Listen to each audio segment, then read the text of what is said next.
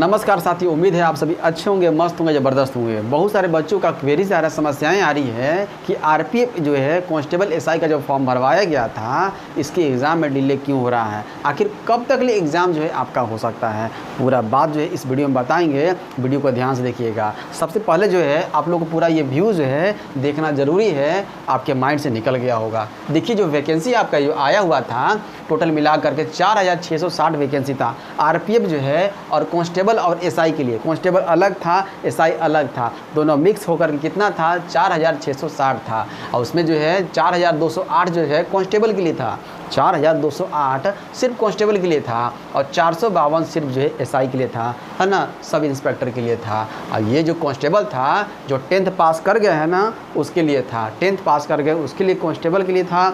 और जो है और जो ग्रेजुएट पास कर गए हैं, मतलब कि जिसकी बीए की डिग्री चाहे बीकॉम हो, बीएससी हो, बीकॉम कुछ भी हो, कोई भी स्ट्रीम से हो, वो इस फॉर्म को, एसआई वाला फॉर्म को फिलअप कर सकते थे। यहाँ तक समझ में आ गया आप लोगों को, है ना। ये लेवल 6 के लिए था, ये लेवल 6 के लिए था, लेवल 3 के लिए था। लेवल 6 जो है एनटीपीसी का मैंने बताया था ना पीछे जो है मैंने एनटीपीसी के बारे में जो है पूरा जो है जो भी पोस्ट था उसके बारे में डिटेल मैंने आपको दिया था। लेवल 6 जो है ये स्टेशन मास्टर जो है, स्टेशन मास्टर के लिए है। और लेवल 3 यहाँ पर जो कॉमर्शियल कम जो टिकट क्लर्क होता है ना, उसी के जैसा यहाँ पर सैलरी जो है कांस्टेबल को यहाँ पर मिलेगी। चीज़ें समझ में आ गई यहाँ तक ले। उसके बाद जो ये फॉर्म आपका भरवाया गया था, यहाँ तो समझ में आ गया आप लोगों को ना। फॉर्म जो भरवाया गया था ये आपका 15 अप्रैल से लेकर के 14 मई तक ले 1 महीना का लगभग समय दिया गया था। आप सब लोगों ने फॉर्म को जो है अच्छे तरीके से डाल दिया, कहीं कोई दिक्कत नहीं हुआ। एग्ज़ाम का डेट दिया गया था, मंथ बताया गया था एक्सपेक्टेड कि आपका सितंबर से अक्टूबर में होगा। तो सितंबर से अक्टूबर, ये अगस्त एंट्री मरा गया है, अगस्त एंट्री मरा गया है, कहीं कोई चांसेस नहीं है। आपका एएलपी है, टेक्नीशियन है, तब ना आरपीएफ का बारी आएगा। एएलपी का अभी कुछ जो है ठिकाना नहीं है, टेक्नीशियन का कुछ ठिकाना नहीं है। और आप जो है आरपीएफ का जो है पूछ रहे हैं, बातें बताएंगे, थोड़ा धैर्य रखिए। अब देखिए एग्ज़ाम पैटर्न क्या था, सिलेक्शन प्रोसेस क्या है इसका। तो सिलेक्शन प्रोसेस ज़्यादा कुछ नहीं है, आपका सीबीटी है, कंप्यूटर बेस्ड टेस्ट है, उसके बाद पीईटी पीएचडी होगा, फिजिकल एफिशिएंसी टेस्ट और फिजिकल जो है स्टैंडर्ड टेस्ट होगा, उसके बाद मेडिकल होगा, उसके बाद डीबी होगा। मेन आपका रिटेन जो है एग्ज़ाम एक ही आपका जो है रिटेन एग्ज़ाम है, दिख रहा है ना, ये आपका रिटेन एग्ज़ाम एक ही है। उसके बाद जो है physical efficiency test, physical standard test, medical और डीबी है। ये आपके एग्ज़ाम पैटर्न है। अब देखिए एग्ज़ाम पैटर्न है, अब सीबीटी देख लेते हैं। ये सीबीटी जो होगा आपका कंप्यूटर बेस्ड जो आपका टेस्ट होगा, ये आपका 90 मिनट का होगा, 1.5 घंटा का समय आपको दिया जाएगा। मैथ के जो है, मैथ के आपको 35 क्वेश्चन होंगे 35 नंबर के, रीजनिंग के जो 35 क्वेश्चन होंगे 35 नंबर के, और जीके जीएस है। ज़्यादा यहाँ पर जो है ज़्यादा रोल प्ले करेगा आपका साइंस का, ध्यान रखिएगा, ज़्यादा रोल प्ले करेगा आपका साइंस का, है ना। 50 क्वेश्चन हो गए सबको मिक्स करके, हिस्ट्री, ज्योग्राफी, पॉलिटी, इको हो गया, करंट अफेयर्स हो गया, और उसके बाद जो है स्टैटिक हो गया, साइंस हो गया, सब जो है मिक्स होकर के 50 क्वेश्चन 50 नंबर के, 120 क्वेश्चन 120 नंबर के होंगे। और आपको जो है या नेगेटिव भी है, अगर 3 गलत कीजिएगा तो 1 नंबर आपके काट लिए जाएंगे। ये तो था सीबीटी। ये सीबीटी है आपका। टोटल कितने वैकेंसी है, इतना वैकेंसी 4660 है। अब 4660 जो है बच्चे जो है फॉर्म तो बहुत सारे भरे होंगे, बहुत सारे बच्चे जो है भरे होंगे, मतलब कि पीईटी और पीएचडी के लिए। सीबीटी जो क्वालिफाई करेंगे 10 गुना बच्चे करेंगे, बच्चे 10 गुना जो है, बच्चे 10 गुना लगभग जो है देखा जाए तो कितना हो गया ये आपका, 1 0 बढ़ा देंगे तो लगभग देखा जाए तो 47 हज़ार बच्चे जो है ना क्वालिफाई किए जाएंगे। किसके लिए, पीईटी और पीएचडी के लिए जो है क्वालिफाई किए जाएंगे। भरना तो इतना ही है, 4660 ही जो है भरा जाएगा, 10 गुना बच्चे जो है लिए जाएंगे। यहाँ तक समझ में आ गया। जब यहाँ तक आपको समझ में आ गया, उसके बाद जो एज जो दिया हुआ है, एज जिसका 18 से 28 है और 20 से 28 ही क्या है, 18 से 28 जो है किसके लिए है, ये 18 से 28 आपका जो है कांस्टेबल के लिए है। और जो है एसआई के लिए कितना है, 20 से 28 है। मतलब कब तक ले आपका होना चाहिए, 18 साल पूरा चाहिए। तो 1 जुलाई लिखा हुआ 1/7/2024 तक आपका जो 18 साल पुर जाना चाहिए, 18 साल आपका पुर जाना चाहिए इस डेट तक ले। ओबीसी 3 साल और एसटी एससी 5 साल का छूट यहाँ पर दिया जाएगा। आपको लगाना होगा पेपर, सर्टिफिकेट आपको लगाना होगा, छूट आपको दिया जाएगा, ये तो दिया जाता है।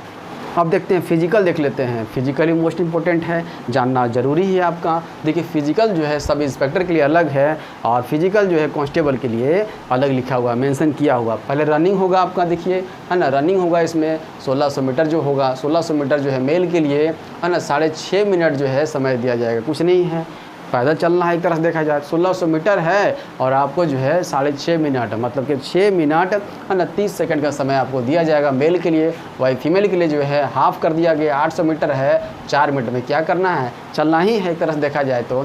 हाइट देखा जाए तो 165 सेंटीमीटर मेल के लिए है ना, वो भी जो है यूआर और जो है यूआर कैटेगरी होता है ना, यूआर कैटेगरी के लिए 165 है और एसटी एससी के लिए जो है 160 सेंटीमीटर है। वहीं पर 157 जो है फीमेल के लिए है, उसमें से कुछ और कम कर दिए। एसटी के लिए कितना हो जाएगा फीमेल के लिए 152 सेंटीमीटर जो है हाइट चाहिए। लॉन्ग जंप भी है यहाँ पर, लॉन्ग जंप कितना है तो 12 फीट जो है मेल के लिए है और 9 फीट फीमेल के लिए है। हाई जंप देखा जाए तो हाई जंप जो है 3 फीट 9 इंच मेल के लिए है।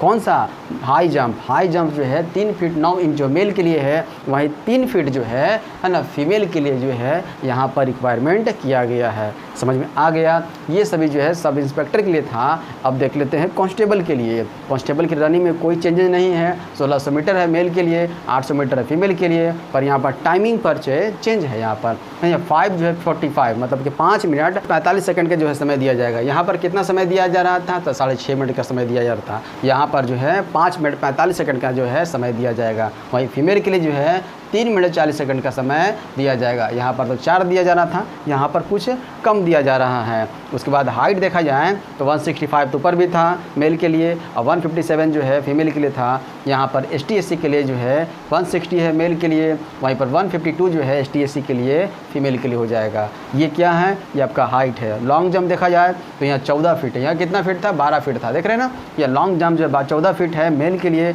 और 9 फीट है फीमेल के लिए। लॉन्ग जंप करना है। उसके बाद हाई जंप भी करना है। हाई जंप कितना 4 फीट है मेल के लिए और 3 फीट है फीमेल के लिए। यहाँ तक आपको बातें समझ में आ गई। ये फिजिकल था टोटली सब इंस्पेक्टर और कांस्टेबल के लिए ये आपकी वैकेंसी थी। इतना बच्चे आपको 10 गुने बच्चे बुलाए जाएंगे पीटी पीएचडी के लिए। अब ये आपका देखिए मैथ है तो अर्थमेटिक है ना, एडवांस में ये ध्यान रखिएगा। यहाँ पर जो है अर्थमेटिक मैथ जो सिर्फ आपको पढ़ना है, एडवांस नहीं पढ़ना है ना। 35 क्वेश्चन 35 नंबर का रीजनिंग है, उसके बाद GK GS है। अब देखिए बात करते हैं हम लोग जो है कि ये जो है आपका डिले क्यों हो रहा है। डिले क्यों हो रहा है, आपका दिया हुआ था सितंबर से अक्टूबर दिया हुआ था। आपका पहले जो है फॉर्म की कौन सा भरवाया गया था, पहले भरवाया गया था LP भरवाया गया था। तो बाबू पहले LP होगा ना, ऐसा तो नहीं है कि पहले जो है आपका RPF का ले लिया जाएगा, है ना। पहले आपका LP का जो है एग्ज़ाम होगा, उसके बाद टेक्नीशियन आया था ना, उसके बाद फिर आपका टेक्नीशियन का होगा, उसके बाद जो है RPF की बारी आएगी। तो यहाँ देखा जा रहा है ना, ऐसा देखा जा रहा है कि आपका जो है इस मंथ तो जो है बहुत कम चांसेस है, अगले मंथ में आपका जो है अगले मंथ में LP का एग्ज़ाम जो है चांसेस है।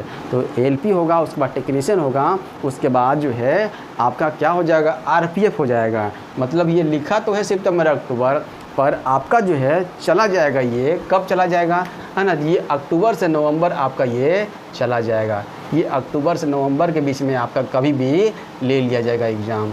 ये आपका एग्ज़ाम तो एक ही एग्ज़ाम है, एक ही CBT है ना, एक ही CBT जो है अक्टूबर से नवंबर में। अक्टूबर 15 के बाद आप मान सकते हैं, अक्टूबर 15 के बाद मान सकते हैं। और नवंबर जो है, नवंबर ख़त्म होने से पहले तक जो है आपकी एग्ज़ाम जो है पूरी तरह से कंडक्ट ये CBT को करवा लिया जाएगा। यही सब डिले हो रहा, डिले होने का कारण यही सब है कि आपका जो है LP का काम अभी तो सही से नहीं हुआ है, टेक्नीशियन का काम नहीं हुआ है। LP के लिए अभी तक जो है मॉडिफिकेशन ही करवाया जा रहा है। बहुत सारा डिले का कारण हो सकता है। RPF जो है इतनी बड़ी वैकेंसी जो है आपको दिख रही है 4600 जो है 60 जो है, ये दोनों मिला कर दिया हुआ है, दोनों को मिक्स करके दिया हुआ है। अलग अलग आप डालेंगे तो बहुत अच्छी बात है, तैयारी भी आप करेंगे और भी बहुत अच्छी बात है।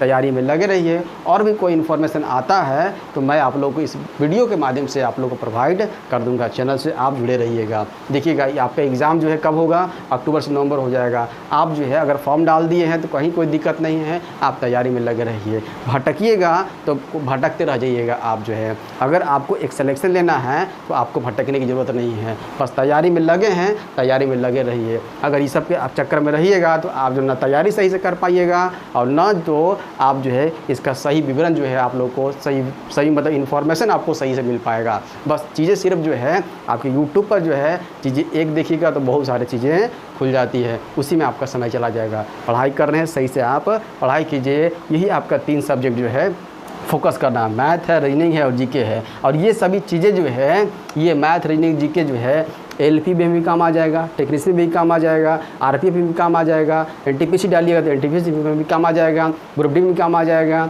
मतलब कि आप जो है रेलवे का कोई भी एग्ज़ाम उठा लीजिए ये सभी तो काम आएगा ही आपका। इस चलते इसको जो है इतना तगड़ा कर लीजिए आप, इतना बेहतर कर लीजिए आप कि कोई भी एग्ज़ाम में आप बैठे तो आपको दिक्कत नहीं हो, आपको दिक्कत नहीं होना चाहिए। इतना इसको जो है बेहतर कर लीजिए, इतना इसको तगड़ा कर लीजिए। आई बात समझ में? उम्मीद करता हूँ कि ये सभी जो है बातें जो है आपको समझ में आ गया होगा। ये आरपीएफ से रिलेटेड जो भी बातें थी मैंने आपको बता दिया। आपका एग्ज़ाम जो है अब अक्टूबर से नवंबर के बीच में ही आपके होने वाले हैं। आप इधर जो है आप कभी भी इस चीज़ को नहीं आप खोजेंगे, सर्च नहीं करेंगे यूट्यूब पर, नहीं निकलेगा आपको जो है चीज़ें आएंगी और ना आपको जो है वहाँ पर डिस्ट्रैक्ट करेगा चीज़ें आएंगी, आपको सिर्फ डिस्ट्रैक्ट करने के लिए आएगी। पर आपको डिस्ट्रैक्ट नहीं होना है, आपको अपने तैयारी में आप लगे हुए हैं, बस लगे रहिए और चीज़ें आएंगी, एग्ज़ाम होंगी आपके और आप जो है वहाँ पर सही से एग्ज़ाम देंगे और अपना काम सिलेक्शन लेंगे। और बस यही करना है आप लोगों को। चीज़ें समझ में आ गई है, इस वीडियो को यहीं तक रखते हैं, मिलते हैं अगले वीडियो में। और कोई इन्फॉर्मेशन आता है मैं आप लोगों को प्रोवाइड